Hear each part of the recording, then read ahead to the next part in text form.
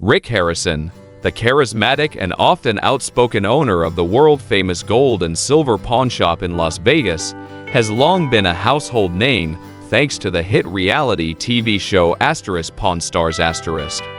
Known for his sharp business acumen, historical knowledge, and colorful personality, Harrison is no stranger to sharing his opinions on current events.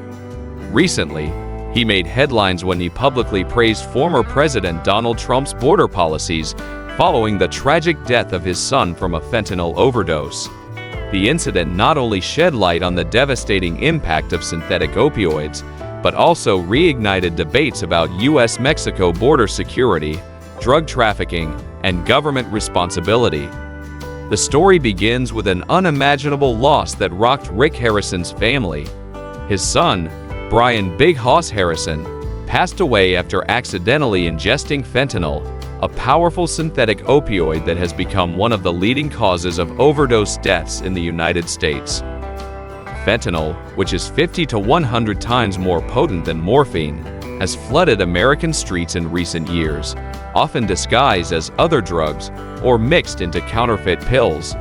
Authorities believe much of this illicit supply originates from illegal labs in Mexico before crossing into the U.S. through porous sections of the southern border.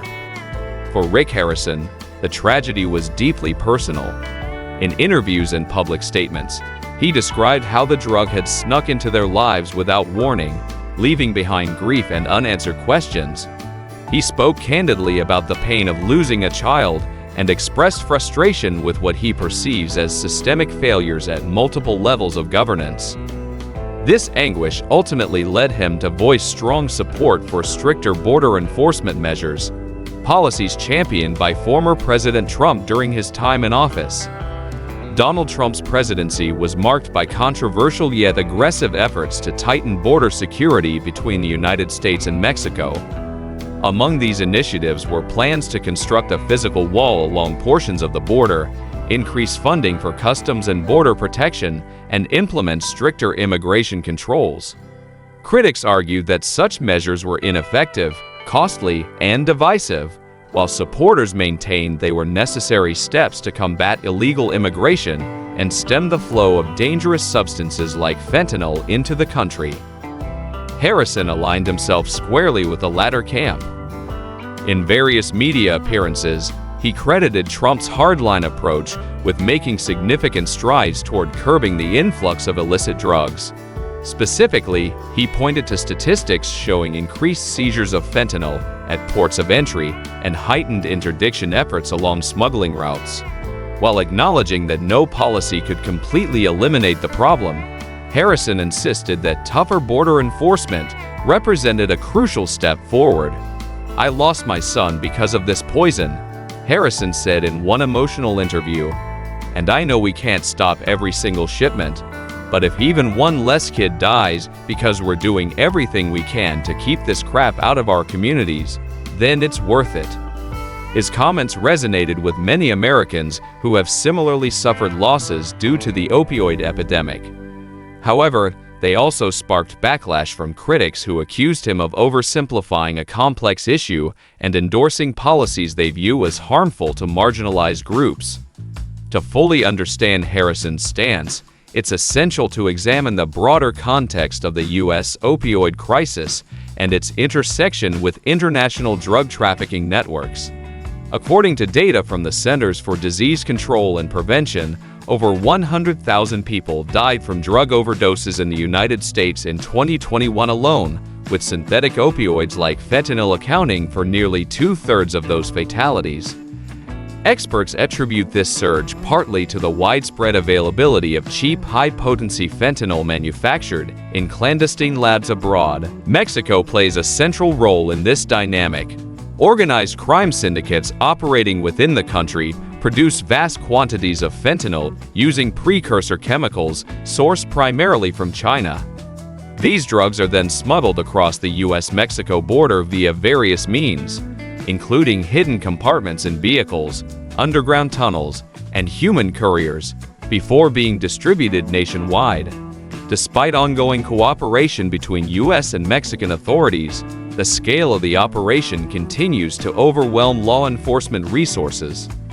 Proponents of stricter border controls argue that reducing the volume of drugs entering the country would save countless lives and alleviate pressure on healthcare systems already stretched thin by addiction treatment demands. Opponents counter that such measures disproportionately affect migrants seeking asylum or economic opportunities and fail to address root causes of substance abuse within the U.S., such as prescription practices and socioeconomic disparities. Rick Harrison's decision to praise Trump's border crackdown predictably elicited mixed reactions. On social media platforms, fans of Pawn Stars rallied around him, praising his courage in speaking out and agreeing with his assessment of the situation. Many shared stories of their own struggles with addiction or the loss of loved ones, expressing solidarity with Harrison's call for action. Conversely, detractors lambasted him for allegedly scapegoating immigrants and ignoring evidence suggesting that most fentanyl enters the U.S. through legal ports of entry rather than remote stretches of desert where walls might be built. Some accused him of exploiting his son's death for political gain, pointing out that similar tragedies occurred under previous administrations with differing border strategies. Politically, Harrison's remarks underscored the polarizing nature of immigration and drug policy debates in America. With another presidential election looming, candidates on both sides of the aisle will undoubtedly seize upon narratives like his to galvanize voters. For Republicans, Harrison's endorsement serves as validation of Trump's legacy and justification for continued emphasis on border security. Democrats, meanwhile, face the challenge of presenting alternative solutions that balance compassion with accountability. As the nation grapples with the dual crisis of opioid addiction and immigration reform, figures like Rick Harrison occupy a unique position in shaping public discourse. Their personal experiences lend authenticity to arguments that might otherwise seem abstract or detached. Yet they also bear the responsibility of ensuring their voices contribute constructively to finding real solutions. In advocating for stringent border measures, Harrison raises valid concerns about safeguarding vulnerable populations from harm. At the same time, addressing the full scope of the opioid epidemic requires tackling underlying factors such as poverty, mental health issues, and inadequate access to education and healthcare. Strengthening international partnerships to disrupt supply chains and investing in community-based prevention programs could complement traditional law enforcement tactics. Ultimately, Rick Harrison's journey from pawnbroker to advocate highlights the profound ways individual tragedies can intersect with larger societal challenges. Whether one agrees with his perspective or not, his willingness to engage in difficult conversations deserves recognition.